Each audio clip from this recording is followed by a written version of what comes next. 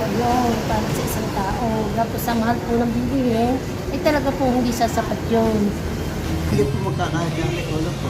Siya 3 beses po kakain. Oo. Merinda pa. Ay kulang po. Kawawa naman yung kakain na wala nang kakainin tayo ng ulam. Nagbigas wala yung 60 na 1 kilo. Pag nakabili 1 kilo, isang taong kakain. Wala nang ulam.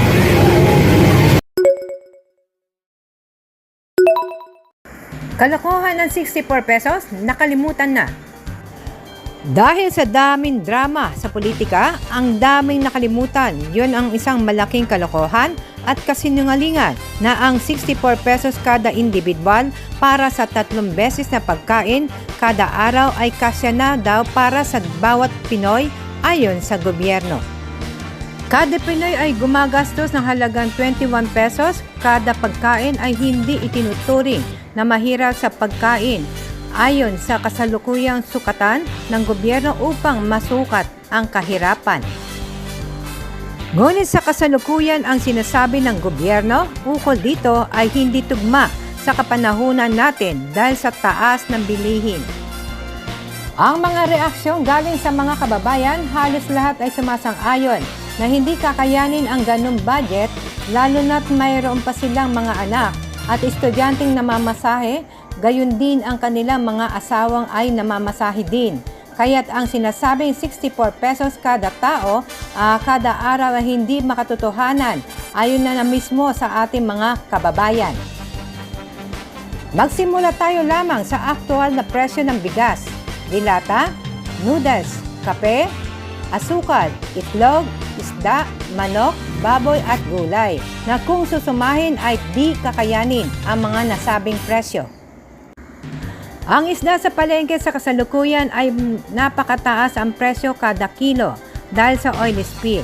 Gayon din ang presyo ng manok ay tumataas din dahil sa lumalaganap na sakit sa manok at na may banta pa ng ASF para sa mga baboy kaya't patuloy pa din ang pagtaas ng presyo nito. Ang presyo ng Meralco at gasolina tuloy-tuloy din ang pagtataas. Ang korupsyon sa gobyerno lampas bilyon-bilyon na habang milyong-milyong Pilipino tuloy-tuloy naghihirap sa patuloy na pagtaas ng presyo ng bilihin at ang pamasahe sa pampublikong sasakyan. Kulang na ang sinasabing 64 pesos para sa 3 pagkain kada sa isang tao. Dahil sa katotohanan ay dapat ibaba ang presyo ng bilihin at itaas ang sahod at magbigay ng maayos na hanap buhay at pagkabuhayan sa bawat Pilipino. Ating pakinggan at panoorin ang hinaing ng ating mga kababayan. Kulang na kulang po yun para sa isang tao. Tapos sa mahal po ng bilihin, talaga po hindi sasapat yun. Yung mga Bali, magkano sa tingin mo sa isang araw sa 3 beses ng pagkain? Para sa iyo? para sa akin po. Magkano? Magkano ang budget? 200 po.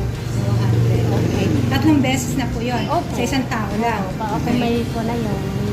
Mula sa hanggang Opo, magahan. tanghalian, hapunan. Opo, Pwede ma'am. na po yung 200. Opo. Okay. Po, hindi kailangan po pagbabay ng mga presyo ng bilihin, masuportahan, matulungan ang ating mga mahihirap para po mga takot ng buhay.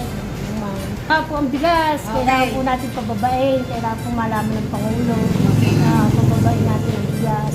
At importante po number 1 po yung pangunahing pangangailangan ng tao eh. Kawawa naman yung kakain na wala nang kakainin tayo ng ulam. Nagbigas wala yung 60 na 1 kilo. Pag nakabili 1 kilo, isang taong kakain. Wala nang ulam. Wala nang ulam, kaya kami kakainin. Ayun lang ang kakain sa 60 pesos na dako. Bigas. Kakain ni ilaw. 10 ito. At pangyuulan. Asin, asin. Asin, toyo.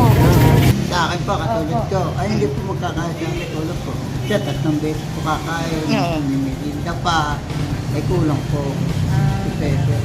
Yan po sa bagay na yan, kulang. Kasi kung nag-iisa, bibili ng gayon, mayroon pang gastusin, magbayad sa gayon, ay kulang po.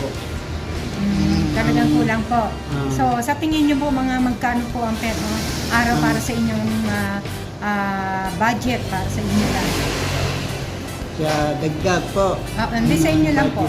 Pagkain niyo lang po sa 3 beses.